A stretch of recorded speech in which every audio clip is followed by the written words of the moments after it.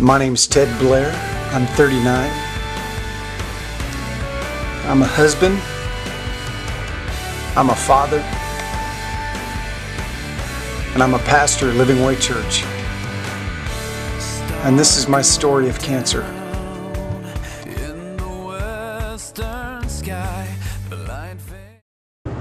Today is April 24th, and I'm on my way to the Richardson Regional Cancer Center to get a CAT scan. This is a cat.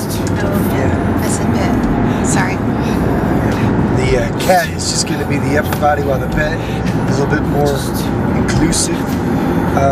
So I'm just believing that I'm going to find out that this is working, and I'm going to have less cancer than I had when I started. We'll find out the results on Monday. You have less hair? I have less hair. Hey Ted, tell me what you're doing today. I already did in the car. Oh. It means more when you're actually in the building. We're going to find out if it's going away. It's getting smaller. Alright. Today is a rainy April 27th, and we are on our way to go see Dr. Babawi. And today we're going to meet with him, and he's going to tell us the kind of the progression of how the chemo's doing and if it's working and if the cancer is getting smaller. So we're very excited. Today's a big day to find out what happens today. She had a smile already. She knew I was coming.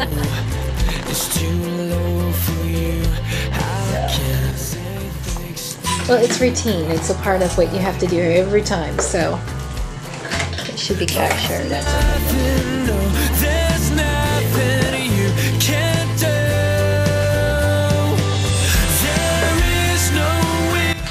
Your scans look great. Yeah, the neck scan, you know, you had a lot of swollen glands here. They actually measure a few millimeters right now, each node. So that is, you know, that means like they can barely see them.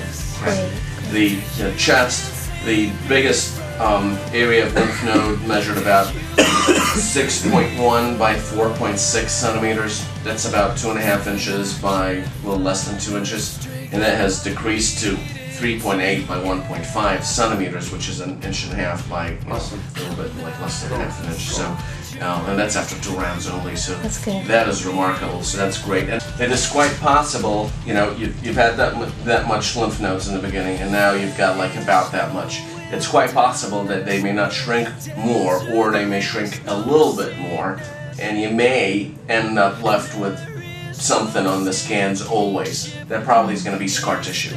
It's very common with Hodgkins. You know, on the other hand, they may go away, but it's very common with Hodgkins is after treatment you end up with something still, you know, staying there. So that's good. But this is great. I mean, this is exactly what we wanted to see. There is no sinking ship, no history, no weakness that you can't save me from. That you can't save me from. I'm doing something I've never done before. I'm driving and videotaping at the same time. Don't try this at home. Today I'm on my way to go see Dr. White. He's the one who put the stitches in the last video. He's just going to go and see if it's getting infected, and hopefully the report today will be that it is looking good and the port can stay where it is and I won't need an additional surgery. That'd be awesome. That'd be 2 great reports in 1 week. That's what I hope for. The visit with Dr. White was super fast. He took a look at the stitches, and it does not look like it's getting infected. So good news is it looks like I may not have to get a new port and a new surgery, but I'm seeing him next Tuesday to verify that. Right now I'm on my way home. This morning I got a phone call from Channel 8 News here in Dallas, Fort Worth, ABC affiliate, and they want to do a story on my videos that I'm posting. So I'm rushing home to meet with one of the reporters there. Channel 8 News is currently in our house taping some interviews for a story. Let's go take a look.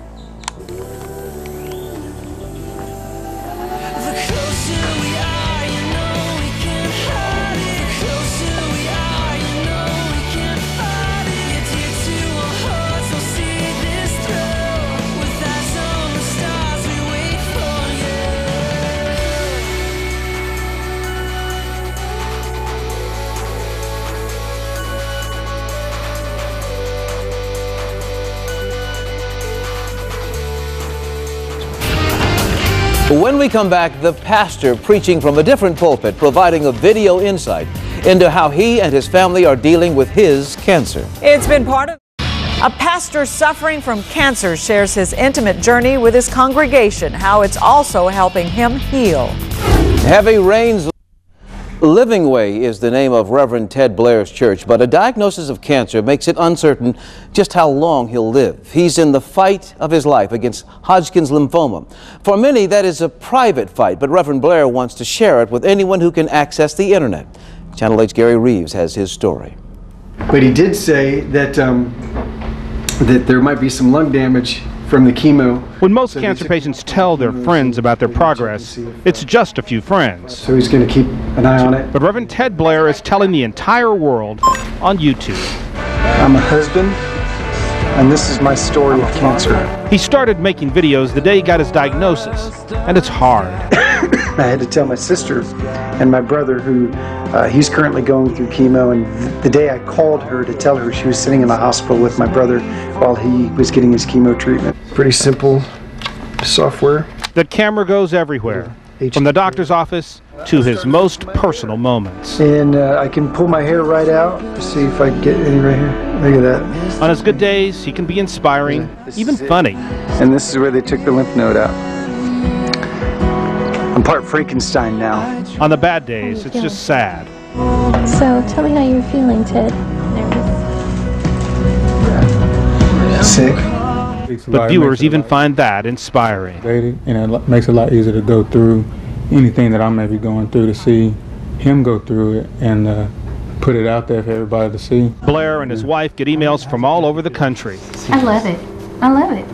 Because it's touching somebody else's heart. It's all he says but it's in God's for the glory of God.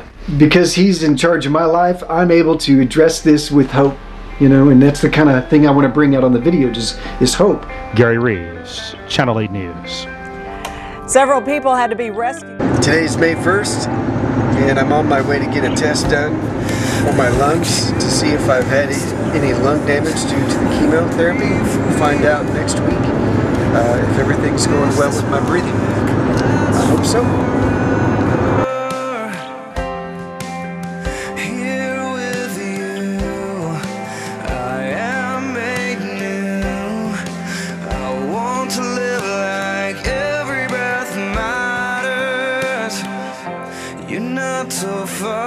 It's been a pretty eventful week. Had some good news at the beginning of the week mixed with some concern over the consequences of the chemo, and we had an interview with ABC, and you know, in the middle of all this, you know, I'm reminded of Romans 8:28. Romans 8:28 says this. It says, "And we know that for those who love God, all things work together for good, for those who are called according to his purpose." You know, when I think about everything that we've gone through, I can't help but remember that verse and think, you know, Matt, no matter what I'm going through, I know God has a purpose. God's going to show himself. God's going to do something good in the middle of it. This week is a great testimony of that. You know, maybe you're going through a trial or a circumstance or a battle of your own right now. Maybe it's in your marriage or your family, your finances. I want you to know that if you can just trust in God and rely upon him, he will take what is a horrible situation and he can turn it into something good. He can show you and show others around you his goodness in spite of your horrible situation. And that's definitely what God's done in my life this week. I can't believe your love remains the same. Today's May 1st, and I just found out that I have swine flu. Just kidding. You may if you keep touching everything. I'm trying not to touch everything. You know, the good thing about this is that my wife opens up doors for me. Finally, equal opportunity for everyone. What's wrong?